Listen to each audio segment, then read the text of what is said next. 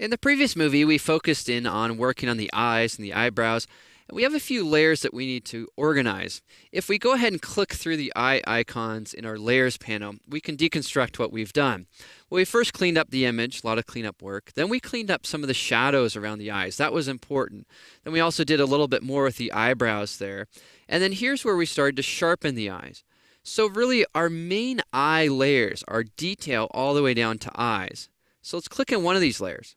Hold down the Shift key, then click in another. So we have 3 layers selected. Then press Command or Control E to merge those together, and we'll name these eyes. Next, with these curves adjustments, because we may want to have more flexibility with changing these after we see a print, what we're going to do is turn on the visibility of these layers. Click on the top one. Hold down the Shift key, click on the bottom one, then press Command or Control G for group. And what we'll do is go ahead and call this eye color and tone. And here we have the set where we can turn these on or off in order to modify that area. All right, well, as long as we're here, let's do a little bit of work with the color for the lips. So in order to do that, there are a lot of different techniques we can use. One is to simply use a curves adjustment. Here we'll select curves, and what we're going to do is go ahead and darken things up a little bit.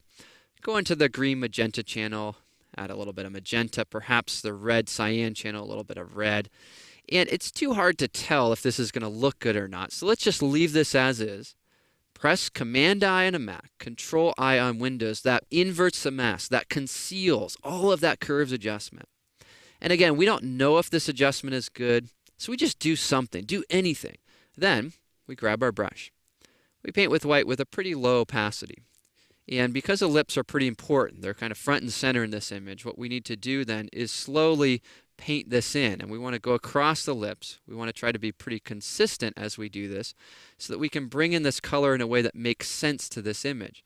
Now keep in mind, we have a lower opacity here, so we're going to need to cover these lips multiple times with brush strokes going back and forth. And you may want to have it taper off in certain areas so you have a little bit less color, or you may want to try to make a smaller brush so you can define that edge, kind of harden up that edge there as if we're adding lipstick. Okay, well, so far so good. We've kind of added this look here with this little brush stroke, painting back and forth across this. We don't know if this color looks good. Well, no big deal. Just make some changes on it. Go through your different channels. See what would happen. What if it was a little bit more magenta? What if it was just darker? What if we just added a little bit more density to it? Well, when I do that, I realize that this edge isn't very good. So I'll go ahead and paint that away there with black. Make that edge a little bit better there. Okay, good. And sometimes what happens is you come up with a lip color like this and you say, I don't like it at all. And in my case, I'm kind of feeling that. I'm not really liking it. So I click Reset. I reset the entire curve. I start over. I say, well, how about just darkening the lips a little bit? And then going into the different channels. Maybe I need a little bit of yellow there and a little bit of magenta. Not too much color. I don't want it to be too colorful. Just a hint of color, right? So I want to keep it nice and natural. Darken it up more, maybe a little bit more yellow in that color mix, or perhaps maybe a little bit more blue looks good. Again, you have to make that subjective decision, but here all we're looking to do is to try to add a bit of life to that.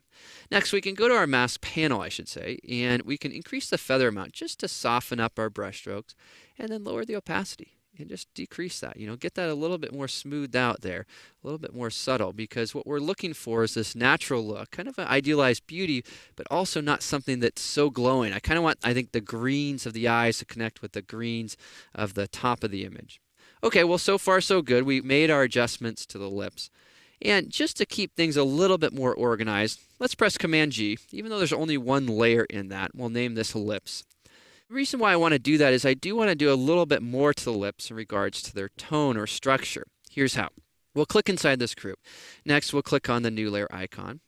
We'll go ahead and name this dimension.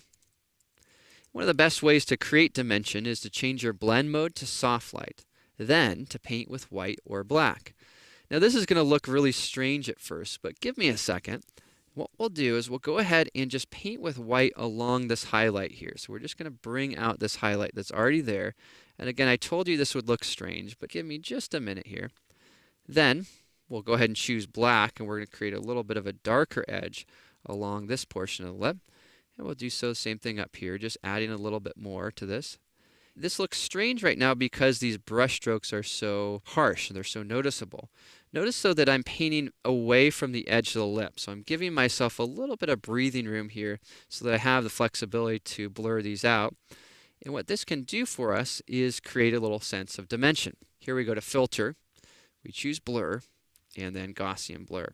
Once we increase our radius, it will diffuse those highlights and shadows, and we'll spread them around the lips a little bit there so that we can just bring out the dimension a touch more. Here's that before and after. Again, just adding a bit to the shine of the lips. I'm going to lower the opacity a bit. And I also realize that it's not quite in the right spot. Command-T on a Mac, Control-T on Windows, free transform it. So if your highlights aren't in the right spot, we'll free transform them. You can modify them, swing them one way or another until you get that a little bit closer. And again, a subtle little adjustment, but just adding a touch more dimension to that area of the image.